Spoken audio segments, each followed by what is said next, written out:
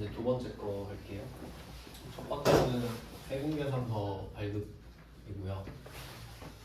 그다음에 두 번째가 발급 명세라고 있는데 이게 좀 시험이랑 실제가 좀 다른 게 그 홈택스로 세금계산서 발급할 수도 있고, 그러니까 홈택스가 그 국세청이 운영하는 홈페이지예요. 그럼 그걸로 하는 게 제일 좋겠죠. 다이렉트로 바로 신고가 되는 거니까 되게 편하거든요. 근데 요새는 되게 잘 돼 있어요. 근데 만약에 내가 회계 프로그램을 돈 주고 사서 쓰고 있으면은 그걸로 보낼 수도 있고, 근데 결국은 이제 연동이 다 되는 건데 결국은 국세청에 신고를 해야 되니까요. 그러면 세금계산서를 발급을 하는 거는 그러니까 누구한테 발급하는지 한번 생각해 보세요. 나한테 물건을 사는 사람한테 보내죠. 그러면 국세청은 뭘 원하냐면 나한테도 하나 보내주지, 이 생각하겠지. 나도 좀 알고 싶은데, 이런 느낌인 거죠. 그러니까 이게 종이랑 전자의 형태가 있잖아요. 그러니까 이게 그렇게 단순한 차이가 아니에요. 그러니까 뭐 예를 들어 편지로 생각해 보면은 손편지가 있고 이메일이 있죠.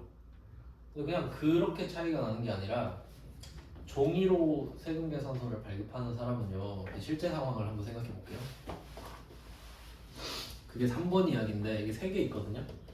어차피 3번도 연결이 되니까 한번 설명을 해드릴게요.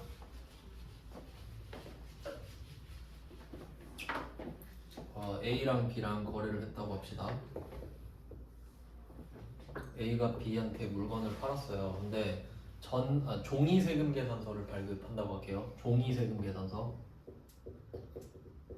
그럼 한번 진짜 상상을 한번 해봐요. 내가 이 사람한테 이메일을 보내잖아요. 그럼 나한테도 기록 남죠? 너한테도 남죠? 그럼 편하잖아. 나 너한테 보냈다? 그럼 몇 월, 며칠, 몇 시, 몇 분 이렇게 나온단 말이에요. 그냥 전산상으로 기록이 남죠. 전자는 깔끔해요. 보내기만 하면 돼. 근데 종이는 내가 이걸 하나를 얘한테 줘버리면요, 내가 팔았다는 증거가 없잖아. 맞죠? 그러니까 옛날 신용카드 전표처럼 옛날 신용카드가 그 사인은 앞뒤로 갈라졌는데 너 하나 나 하나 이렇게 가져야 돼요. 그래야겠지. 그러니까 거래는 한 번만 일어났는데 공급자용 하나, 공급받는 자용 하나를 똑같이 만들어서 너 하나 나 하나 가져야 된다고요. 알겠죠? 왜냐면 물리적인 형태가 있으니까. 그럼 요거를 갖고 있어. 그러면 얘도 하나 갖고 있고 얘도 하나 갖고 있죠. 그럼 이거를 왜 갖고 있냐? 신고해야지. 저 세금계산서 줬어요 하고 신고하고, 얘는 세금계산서 받았어요 신고해야 되죠. 옛날엔 다 이랬거든요.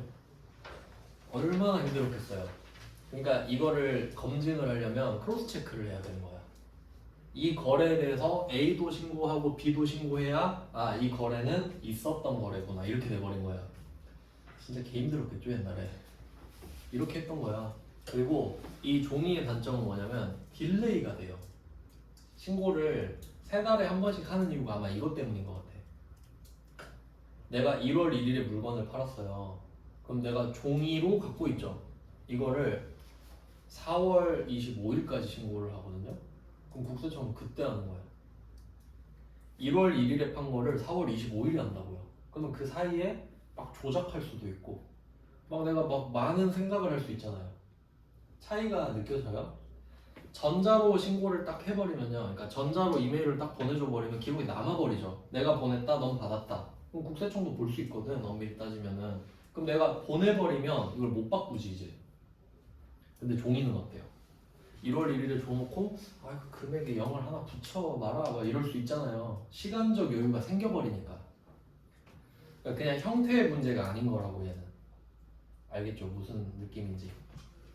그러니까 종이를 발급을 받으면요, 얘는 나중에 신고 어떻게 하냐면, 만약에 얘가 B한테도 팔고 C한테도 팔고 D한테도 팔았다고 합시다. 이렇게.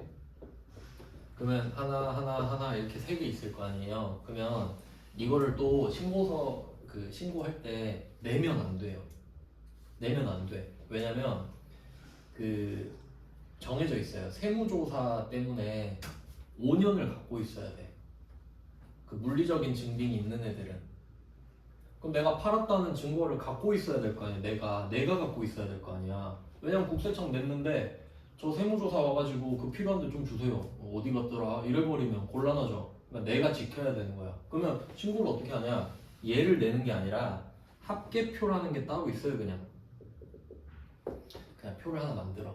그래서 A 얼마, B 아니 A가 아니죠. B 얼마, C 얼마, D 얼마 해서 합계표를 그냥 적어서 내는 거예요. 왜냐면 내 거 주면 안 돼. 알겠죠? 그래서 옛날에는 막 이딴 문제 냈어요.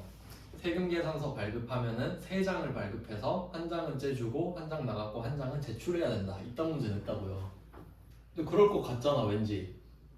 근데 그럴 거면 합계표란 말이 안 나와요. 그럼 뭐하러 합계를 하고 있어? 그냥 내면 되지. 이해되시나요? 그러니까 종이 세금 계산서를 내가 발급하면요, 매출 세금 계산서 합계표를 내게 돼요. 저 종이 발급한 게 이거 합계해서 낼게요. 이렇게 돼. 그럼 궁금하면 와서 보겠지. 진짜 있는지. 뭐 그 정도 느낌이거든요. 그러니까 되게 옛날 느낌이 나죠. 그러니까 전자를 선호해. 종이 설명 끝. 이렇게 된 거예요. 그래서 지금 나온 건 합계표 이야기를 한 겁니다. 그러니까 합계표는 2개 있죠. 매출 처별 세금 계산서 합계표. 그러니까 내가 판 거. 내가 B한테 팔고 C한테 팔고 D한테 팔았어요 해서 내는 거. 그럼 요걸 내면서 부가가치세도 내는 거야. 맞죠? 그럼 국세청은 이 매출 세금 계산서 합계표를 안 낼까봐 걱정이겠네. 맞죠? 세금 내기 싫으면 안 내면 되니까. 그게 세금 계산서 미발급이랑 비슷한 형태 아닙니까? 맞죠? 누락을 시킨다든지 안 내버린다든지 그럴 수 있잖아요. 그러니까 국세청은 이 종이 시절에 매출 세금 계산서 합계표에 신경이 곤두서 있는 거예요. 맞죠? 그러면 종이로 받은 사람은 매입 처별 세금 계산서 합계표를 만들 거 아니에요. 저 누구한테 샀어요. 그럼 얘가 매입 처별 합계표를 안 낼까요? 얘는 내, 무조건 내. 왜? 세액공제 받아야 되니까. 그러니까 이 심리를 이용해야 된다고요. 그러면 매출한 사람은 안 내고 싶어 하겠지. 맞죠? 그럼 매입한 사람은 내고 싶어 안 달라 죽겠지. 지금 빨리 내야 되는데 이렇게 되죠. 그러면 매입 처별 합계표를 내려고 하는 애한테 야 너 빨리 내 할 필요 있어요?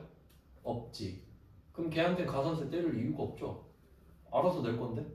걔는 없는 것도 만들어 오래요. 맞죠? 그러니까 매입 처별 합계표 제출에는 가산세를 안 매겨요. 맞죠? 그럼 매출 처별 합계표는 매겨야지. 너 그거 안 갖고 오기만 해. 늦게 갖고 오기만 해. 안 갖고 오기만 해. 또 같은 패턴이죠. 지연, 미 나오겠죠. 그게 3번이야. 3번. 지금 2번 할 거예요. 자, 2번은 전자랑 관련이 있습니다. 그러니까 지금 전자랑 종이를 다 알아야 이 메커니즘을 알 수 있어요. 그러니까 1번이 세금 계산서잖아요. 얘가 전자랑 종이가 다 가능하다는 걸 이해하고 있어야 돼 지금. 그래야 법 체계가 이렇게 되는 걸 알거든요. 그러니까 종이를 진짜로 쓰진 않는데 요새 잘 안 써요. 근데 법을 이따위로 만들어 놨으니까 이해는 해야 되잖아요. 그것 때문에 설명드리는 겁니다. 종이 안 써요 절대. 종이 여러분 같으면 쓰겠나요? 안 쓰지. 근데 그냥 법이 있으니까. 그러면 얘가 전자랑 종이가 다 가능하잖아요. 그럼 전자일 때를 염두에 두고 2번을 만든 거고, 종이일 때를 염두에 두고 3번을 만든 거예요. 알겠죠? 자, 그럼 2번은 내가 세금 계산서를 전자로 쏜 거예요. 전자로. 그럼 이제 나랑 너한테는 기록이 남아있죠. 사실 홈택스로 하면은 사실 뭐 할 필요도 없습니다. 제가 친구 거를 홈택스로 하거든요. 그러면 플랫폼 자체를 국세청의 홈페이지를 쓰는 거잖아요. 그럼 내가 상대방한테 세금 계산서를 보내주면은 이거 자체를 국세청장한테 알려준 거랑 똑같은 거야. 맞죠? 그냥 난 너한테 숨길 게 없는데 하고 이걸 써버린 거니까 그냥.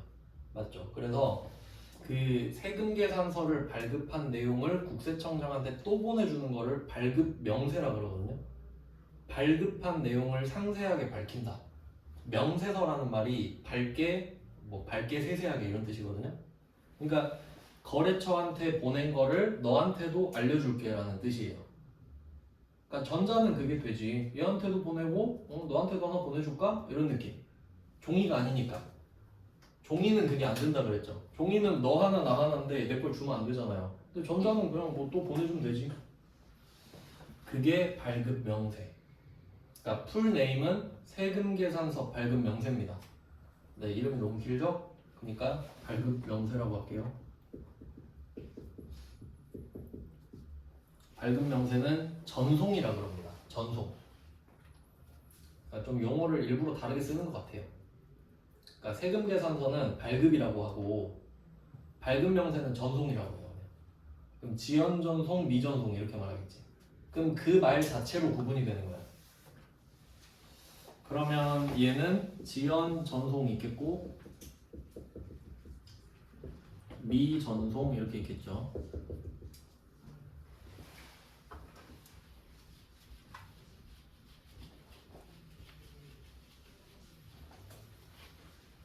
자, 지연 전송, 미전송 패턴은 아시겠죠? 그리고 또 생각해야 될 게 있어요. 세금 계산서는 대상이 거래처죠. 거래처. 그러면 거래처라는 말은 국세청이 아니라는 말이에요. 그러면 국세청 입장에서는 나한테도 때리고 쟤한테도 때릴 수도 있어요. 맞죠? 그러니까 지연 발급, 지연 수치를 같이 때려버리지. 너네 둘 다 쌍으로 가산세나 먹어라. 이런 느낌이었잖아요. 대상이 거래처니까.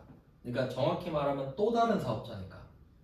사업자가 또 다른 사업자한테 주는 게 세금 계산서죠. 그러니까 그 두 명이 가산세를 같이 맞을 수도 있는 거예요. 맞죠? 근데 발급 명세는 누구한테 전송됐죠? 국세청장. 그럼 만약에 내가 국세청장한테 늦게 전송을 한 거예요. 그러면 사업자랑 국세청이죠. 그럼 내가 늦게 전송했어. 그럼 지가 달라고 안 했으니까 지가 지한테 가산세를 매길까요? 그럴 리는 없지. 상대가 국세청장이에요. 그러면 걔는 지연 수취에 해당하는 가산세는 없겠지. 그러니까 이런 건 이해하는 거잖아요. 그러니까 세금 계산서는 지연 수취 가산세가 있더라. 이게 특이한 거였죠. 왜 수취한 사람이 가산세를 받지? 여기 써놔야겠네.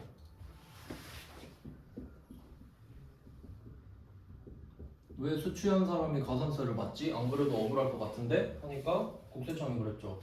야, 네가 아쉬우면서 왜 빨리 달라고 안 해? 너 다음부터 빨리 달라고 해? 가산세 내. 이런 느낌. 대상이 국세청이 다른 사업자, 두 사업자를 대상으로 하니까. 세금 계산서는. 근데 발급 명세는 나한테 보내줘 이거죠. 나한테 보내줘. 그럼 나한텐 가산세 안 때리겠지. 내가 나한테. 너만 때리겠지. 너 늦게 전송했네? 때리고. 전송 안 했네? 때리고. 그러니까 얘는 반대가 없지. 얘는 반대가 있고.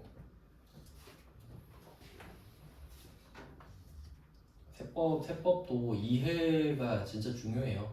이해가. 그러니까 뭐 모르는 사람들이 다 외운다고 생각하는데 그러니까 공부를 못하는 겁니다. 세법 공부를 못하게 되는 거예요. 자, 그러면 지연전송, 미전송을 찾았고요. 얘는 제가 퍼센트 아예 안 적었죠. 아예 몰라도 되니까. 저 몰라요 몇 퍼센트인지. 그냥 있으면 그렇게 적으면 돼요. 근데 실제로 그 홈택스를 쓰면요. 내가 세금 계산서를 전자로 발급하잖아요. 그게 곧 발급명세 전송이에요. 동시야, 동시. 왜냐면 홈택스로 썼잖아요. 그러니까 사실 2번도 제 생각에 의미가 별로 없거든요. 왜냐면 상식적으로 여러분이 이미 이메일로 보내는 정성을 들였으면 조금 힘 더 내서 국세청장한테 한 개 더 보내거든요. 맞죠?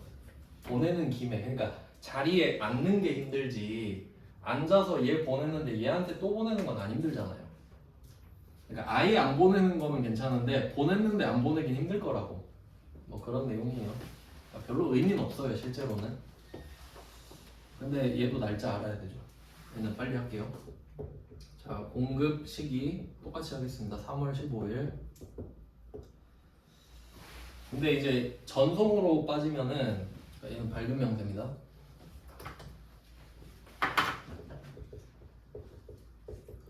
전송으로 빠지면은 전제가 전자세금계산서를 발급했다는 전제예요. 전자세금계산서를 발급했으니까 나한테도 좀 보내주지 이렇게 되는 거니까. 그러니까 반대로 말하면 내가 종이 세금 계산서를 줬는데 나한테도 줘 이러진 않아요. 알겠죠? 전자 발급한 거 내가 아니까 나한테도 하나 달라고 이런 느낌인 거지. 그럼 억지는 아니잖아요. 그러면 이때 공급 시기 3월 15일 여기다가 세금 계산서 정상 발급까지 전제를 해야 됩니다. 그러니까 이때 세금 계산서 발급까지 했다고 하겠습니다. 제때 한 거야, 정상적으로. 그러니까 요거는 또 반대로 말하면은 그 3월 15일에 공급을 하고 이때 세금 계산서를 발급했다는 소리는 적어도 세금 계산서 가산세는 없다는 소리죠. 왜냐면 전자도 지금 뭐 전자까지 할게요. 전자로 발급을 했고 정상 발급까지 했으니까. 자, 그럼 이제 발급 명세로 갑니다. 정상 전송부터 갈게요. 쉬워요. 아까 해놔가지고. 그러면 전송은 안 어렵다 그랬죠. 그러니까 다음 날까지만 봐줘요. 다음 날까지만. 그래도 하루 주는 거예요. 3월 15일, 3월 16일인데 별로 의미는 없는데 아마 그런 것 때문에 그럴걸요. 막 지진 나서 전산 그 막 마비되고 그럴 때를 대비해서 그 정도 느낌이지 않을까 싶은데 별로 의미 없죠 사실. 당일로 해도 상관은 없어요. 근데 3월 16일 이렇게 되진 않을 거라고. 그렇잖아요. 그럼 지연 전송 다음 날부터겠죠 뭐. 다음 날부터 언제까지냐? 일기죠? 그럼 똑같지 않을까? 7월 25일 일기 마지막 신고할 때까지 봐주는 거죠. 그러니까 여기서 포인트는 6월 30일까지 봐주는 게 아닙니다. 왜냐면 6월 30일 것까지를 결과적으로 7월 25일까지 신고를 하게 해놨잖아요. 그러니까 7월 25일에 발급을 하고 그걸 신고할 수도 있잖아. 그러니까 신고 기한으로 열어둔 겁니다. 아까랑 똑같죠? 옛날에는 달랐어요. 지금은 다행이지. 옛날엔 두 개가 달랐거든요. 말 안 할게요. 달라졌으니까. 바뀌었으니까. 미전송. 미전송은 7월 26일부터죠. 안 어렵죠? 아까 해놔서. 다음 달 10일. 다음 날. 이 정도. 네, 그래서 이번 근데 그냥 가끔 내요. 실제 그럴 일이 없는데 시험이니까. 그 다음에 3번 가겠습니다. 3번은 아까 말씀드렸던 매출처별 매출처입니다. 매입처는 없죠? 매입처는 절대 가산세 안 때려요. 매입처는 가산세 때리면 안 돼요. 안 하고 싶었는데 할 수도 있잖아. 그렇잖아요. 그러니까 하면 안 돼. 가산세 때리면 안 돼. 매출처별 세금계산서 합계표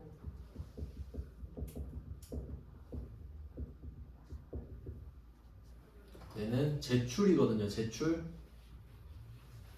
지연제출 미제출이겠지.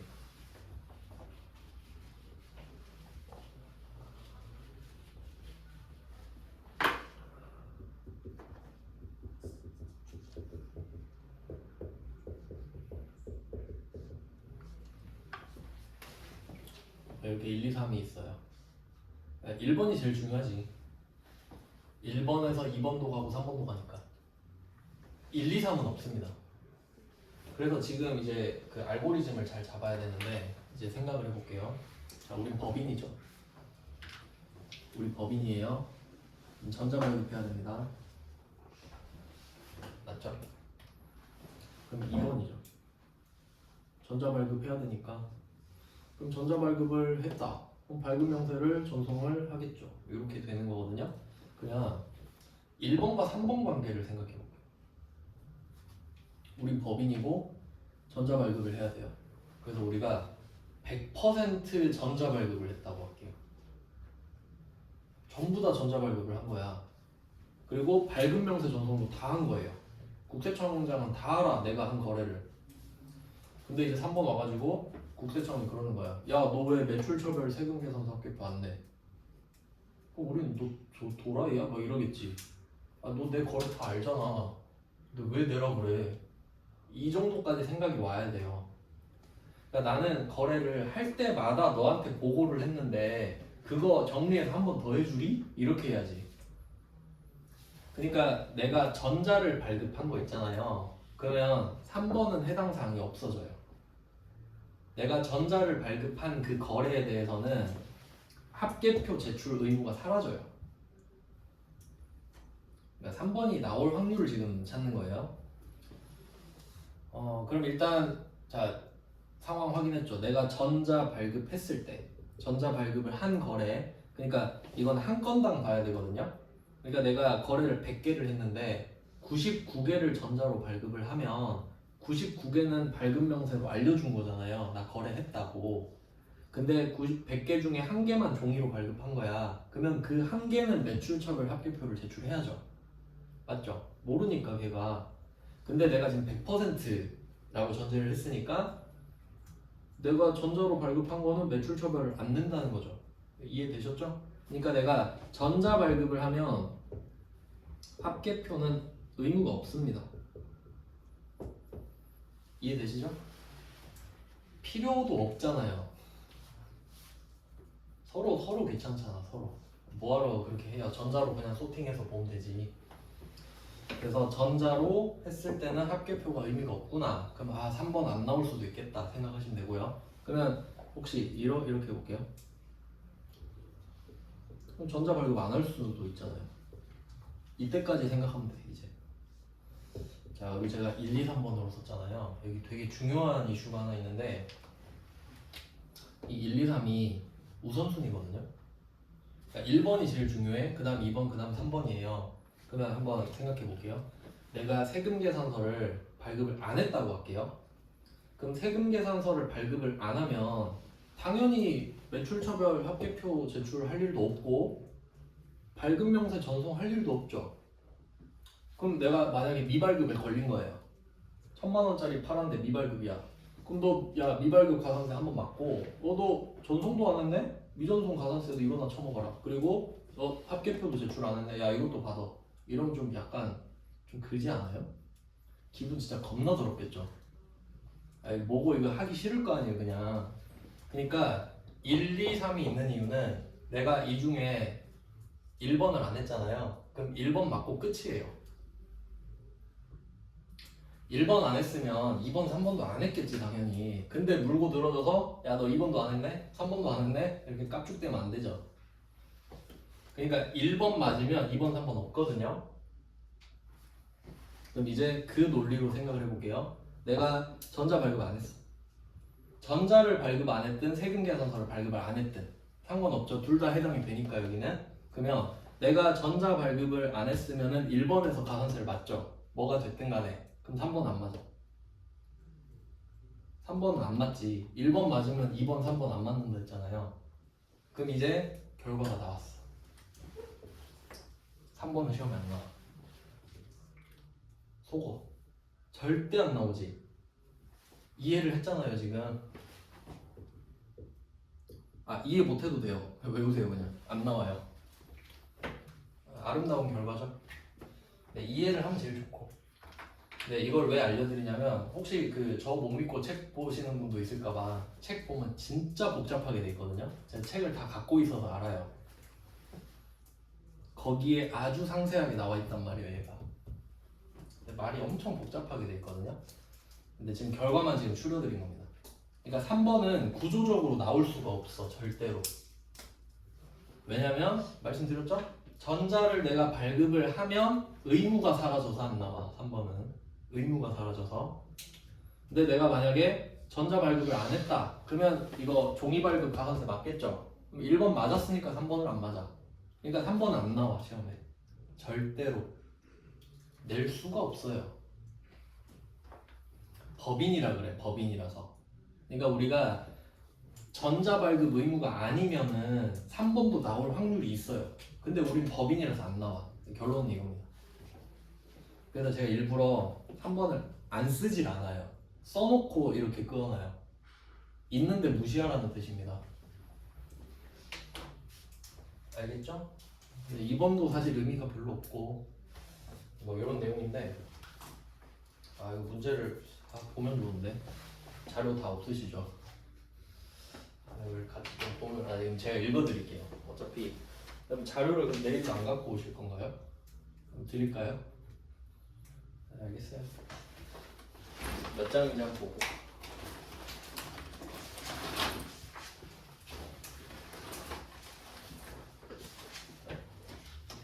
자, 어떻게 나오는지 한번 낭독을 해드리겠습니다. 지금 이걸 이해를 했으니까 그럼 우리가 지금 한 거는 세금계산서 불성실 가산세예요. 그러면 1번이 세금계산서니까 그럼 얘한테서 파생되는 게 전자면 2번이죠. 발급명세. 종이면 3번 합계표죠. 이렇게 가는 거예요. 그러니까 1, 2, 1, 3 이렇게 가는 거지. 그래서 1번이 주인공이었습니다. 기준은 공급 가액. 내가 1억짜리를 팔면 1억에 2%, 1억에 1%예요. 10%는 원래고 10%는 원래 있는 거고 본세라 그랬죠? 그러니까 본세에다가 더 붙이는 게 가산세니까. 그러면 이런 문제가 어떻게 나오는지 알려드리겠습니다.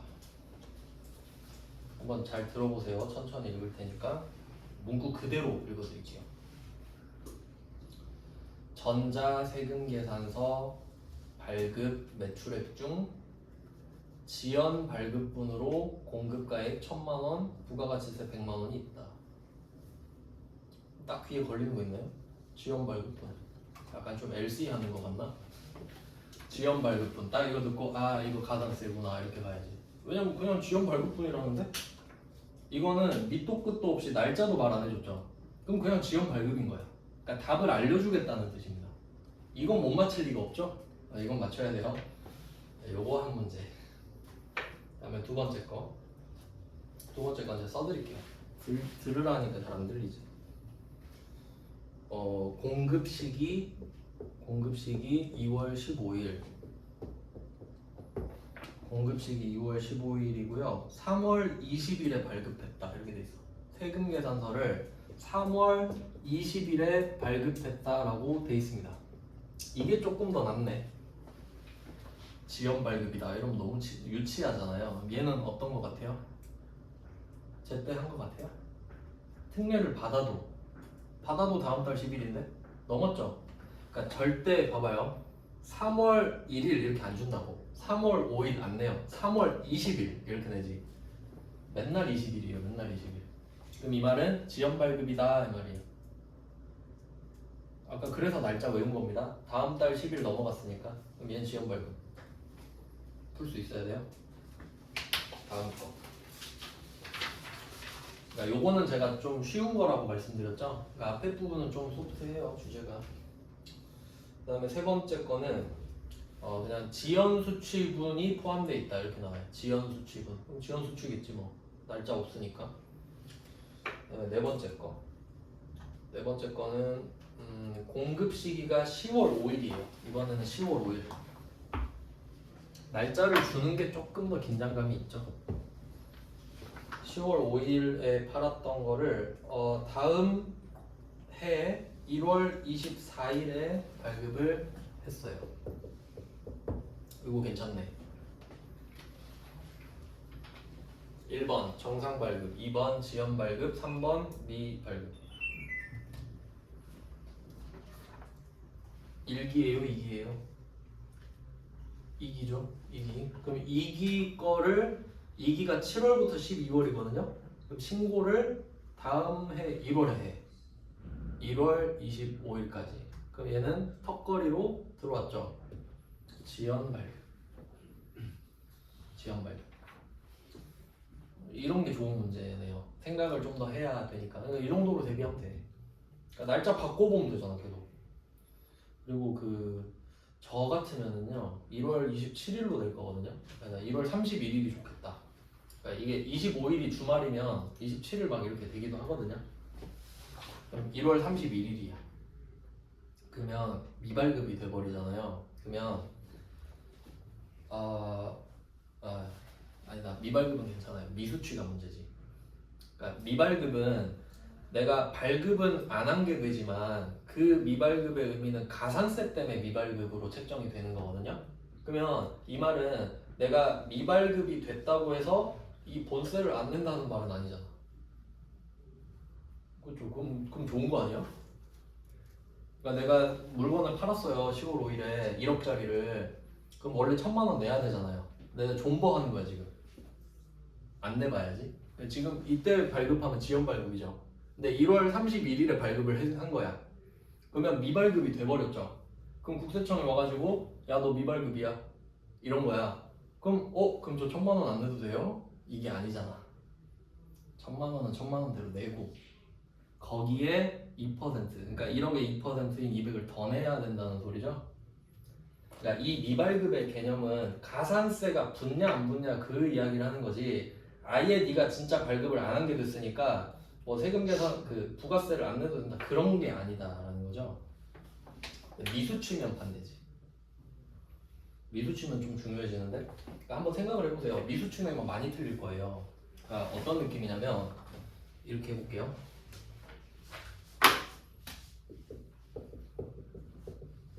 이렇게 나올 수도 있잖아. 내가 물건을 10월 5일에 샀어요. 그러니까 제가 나한테 공급한 거지. 근데 1월 31일에 준 거예요, 제가. 미수치가 돼버렸죠. 근데 이 금액이 1,000만 원이라고 해볼게요. 1,000만 원. 근데 내가 세금 계산서 받은 게 총 1억이에요. 총 1억이야. 근데 이렇게 된 게 1,000만 원인 거지. 그럼 이 1,000만 원은 이 1억 안에 들어있거든요. 근데 나는 물건을 샀으니까 당연히 1,000만 원도 1억에 넣었죠. 근데 얘가 결과적으로 늦게 줘버린 거야. 그러면 이때 금액이 9,000으로 바뀌어요. 미수취잖아. 안 받은 거잖아. 그럼 나는 1,000만 원짜리 안 받은 거예요, 세금 계산서를. 그러니까 세액공제가 안 되지. 그러니까 미수취로 되면 많이 틀릴 거라고요. 미발급은 가산세도 내고 본세도 내지. 이해되시나요? 그러니까 미수취는 진짜 불쌍한 거예요. 진짜 불쌍한 거야. 그러니까 미발급 때려 죽여야 돼요, 진짜. 그러니까 그 느낌을 받으셔야 된다고. 그냥 뭐 미수취네 이러고 있으면 안 돼. 심각한 상황이에요. 답이 확 바뀌어 버린다고. 우리가 이렇게 낼 거거든요. 세금 계산서 수취분 1억 중에 저 1,000만 원이 포함되어 있다 이렇게 낼 거라고. 그럼 빼야지. 포함하면 안 되는데 포함해 놨으니까. 미수취인데 포함하면 안 되잖아요. 세금 계산서 수취분이라며. 알겠죠? 무슨 말 하는지. 그러니까 받은 애는 진짜 불쌍해지는 거야. 아예 그냥 아무것도 없습니다. 세액공제 못 받아. 대신 가산세도 없지. 그러니까 지연 수취는 세액공제도 받고 가산세도 낸다. 이렇게 그냥 올로 가면 되고 올. 미수취는 세액공제를 못 받고 가산세도 없다. nothing으로 가면 되는 거예요. all or nothing 이렇게 갑니다. 그렇게 돼요. 근데 미수취는 한 번도 나온 적이 없는 걸로 알고 있어요. 조심하시고요. 그 다음 거는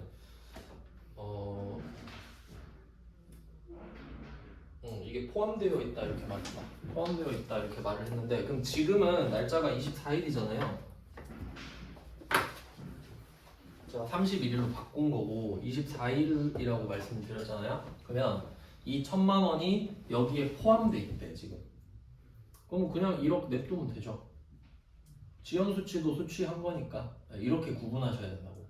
그러니까 지연 수치랑 미수치는 차이가 커요. 네, 그 다음에 2개 남았나? 2개 남았다. 네, 그리고 5번째 거는 종이 세금 계산서 발급분 이렇게 나왔습니다. 그럼 그냥 그 금액을 여기 가서 쓰면 2%가 나온다 했죠. 그럼 절반으로 줄여주세요. 자동으로 2%가 뜨기 때문에 그걸 직접 바꿔주셔야 돼요. 직접. 이건 반드시 해야 되는 작업입니다. 2%가 자동으로 떠버려요. 그래서 저건 외워야 된다고 한 거지. 다른 건 제가 하나도 안 알려드렸습니다. 그 다음에 6번째. 6번째는 지연 전송분 이렇게 나왔어요. 지연 전송이지. 그냥 지연 전송이지. 그냥 이렇게 알려주는데 어떡해. 안 어렵죠? 나온 거 말씀드린 건데, 근데 요거는 좀 체계를 좀 말씀을 드리면은 이게 좀 쉬운 가산세예요. 그러니까 가산세 1번, 2번이 있다고 할게요. 1번을 한 거야 지금. 그럼 1번을 배웠으니까 제가 요 1번 파트에는 이 1번 가산세만 나오는 문제를 넣은 거야. 근데 살다 보면 1번, 2번 다 두드려 맞을 때도 있잖아요. 얘가 같이 나올 수도 있어요. 그럼 1번, 2번이 같이 나오는 케이스는 어디 넣었냐? 2번 케이스에다 넣어봤습니다. 왜냐면 2번이 중요하니까요. 그러니까 1번, 2번이 같이 나오면 1번도 있고 2번도 있는 거잖아요. 그럼 같이 나온 문제는 1번에 안 넣었다고. 그냥 그렇게 같이 나온 건 2번이 중요하니까 2번에 있는 대로 그냥 넣었어요. 그러니까 지금 이 1번만 있는 건 쉬워 되게. 근데 여기서 포인트는 가산세가 무조건 나오는 게 아니거든요. 그러니까 나오는지 안 나오는지를 아는 게 힘든 거예요. 언제 가산세인지 아는 게 힘든 거야. 근데 요거는 너무 쉽지 않나요? 한 개만 더 알려드리고 끝낼게요. 네, 이렇게 해볼게요. 10월 5일에 공급식이에요. 그리고 다음 해 2월 10일에 지연 발급했다. 이렇게 내볼게요. 10월 5일에 물건을 팔았습니다. 그리고 다음 해 2월 10일에 지연 발급했다. 뭘까요? 미발급이요. 이런 거 낚이면 안 되지. 그러니까 여기서 말하는 지연 발급은 가산세 그 기준에 대한 지연 발급이 아니라 그냥 늦게 발급했다는 뜻이에요. 맞잖아. 그럼 이걸 정상 발급이라 할 수는 없잖아요. 그러니까 그냥 늦었다는 뜻이에요 지금. 그 구분할 줄 아셔야 돼요. 그럼 이렇게 내면 많이 틀릴 거예요. 왜? 이거 보고 지연 발급 개꿀 이러고 틀리겠지. 그러니까 날짜를 잘 보셔야 된다. 전에 이렇게 될 겁니다. 알겠죠? 그리고 이렇게 하고 그것도 생각하셔야 됩니다. 1월 24일에 수취했다. 지연 수취를 빼먹는 경우가 많아요. 왜? 수취에 대한 납득이 안 가니까 내가 늦게 받았으면 내가 억울한 거지 하고 안 해버리면 틀려요. 나도 잘못한 거죠. 빨리 달라고 했어야 되는데. 그래서 오늘은 쉬운 가산세 1번 세금 계산서 불성실 가산세를 했고요. 그럼 내일 할 거는 뭐냐면 내일은 좀 어려운 가산세인데, 그러니까 요거는 부가가치세에만 있는 거라고 생각하면 되거든요. 근데 내일 할 거는 그 신고 납부 가산세예요. 신고 납부 가산세. 그럼 그 말은 신고 납부를 해야 되는 모든 세금에 통용되는 가산세인 거지. 그러니까 걔가 범위가 더 크니까 얘한테도 적용이 되는 겁니다. 부가가치세도 신고 납부를 하는 거니까요. 알겠죠? 네, 내일 그거 할게요. 고생하셨습니다.